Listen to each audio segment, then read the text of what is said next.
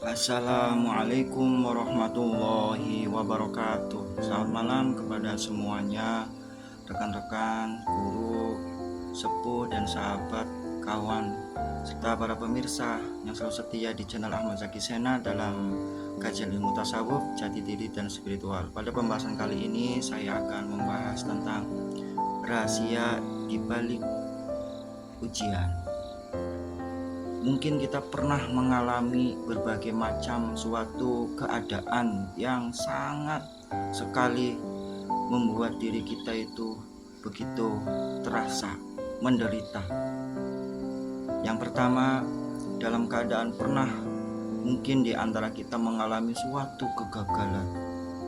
Suatu kegagalan baik dalam kegagalan belajar atau kegagalan di dalam berusaha bisnis, dalam perdagangan, mengalami suatu kebangkrutan yang begitu sangat dahsyat sehingga hancur sehancur-hancurnya. Pun kita memuja kepada Allah atau berdoa kepada Allah, ya Allah, Engkau maha melihat keadaanku, Engkau maha mendengar atas jeritan doaku, dan Engkau pun kuasa untuk membantu segala keadaanku. Tapi dalam doanya itu begitu seakan Allah itu membiarkan kita. Apakah di balik rahasia itu? Yang kedua, kita pernah mungkin mengalami suatu keadaan, yaitu tertimpalnya suatu penyakit dalam diri kita. Pun pula kita sudah berobat ke sana kemari, ke dokter, ke terapi dan yang lain-lainnya. Tapi dengan alhasil kita masih belum memperoleh suatu kesembuhan. Pun kita selalu memunajatkan doa kepada Allah.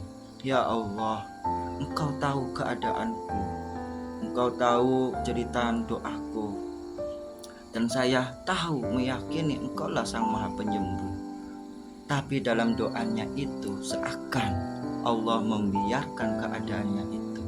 Apakah Allah itu? Maaf, ini bahasa logika atau filosofi ya. Apakah Allah itu tidak mendengar doanya? Allah mendengar doanya, tapi di balik daripada rahasia itu memiliki beribu-ribu rahasia yang sangat mendalam.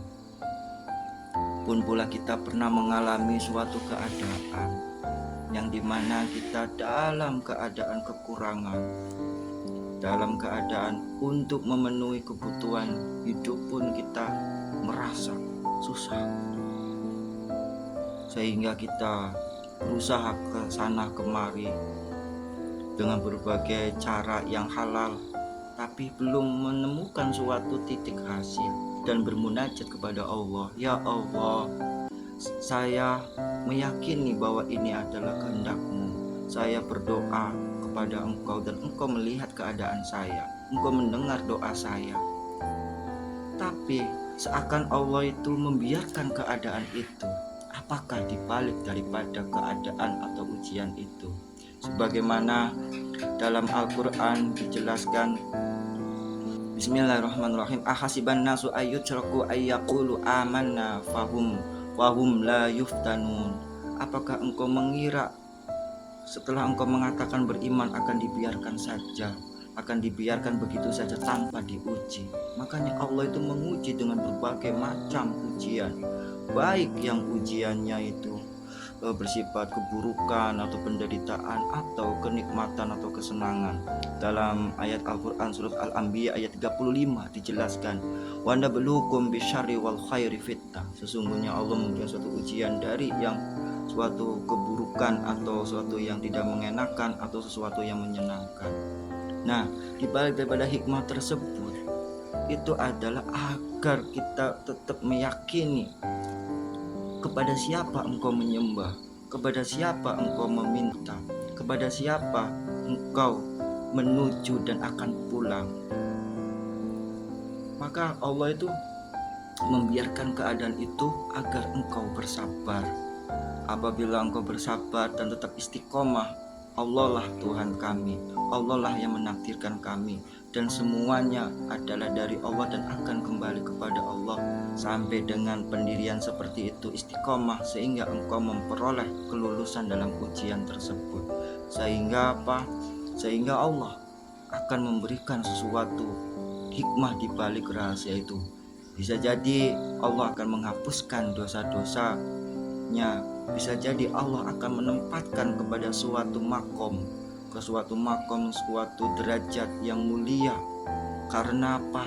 Karena dilihat dari ibadah-ibadah yang lain, ibadah puasa enggak mumpuni, ibadah zikir tidak memumpuni, ibadah sedekah tidak memumpuni, ibadah haji dan zakat dan yang lain-lain tidak memumpuni. Maka dengan kasih sayangnya Allah kepada si hamba, agar hamba itu mau ditaruh ke suatu tempat makom yang mulia, yang nantinya di akhirat akan memperoleh derajat yang mulia, dan akan dijadikan bukti itu untuk menjadi orang-orang yang beruntung kalau ia bersyukur, kalau ia bersabar.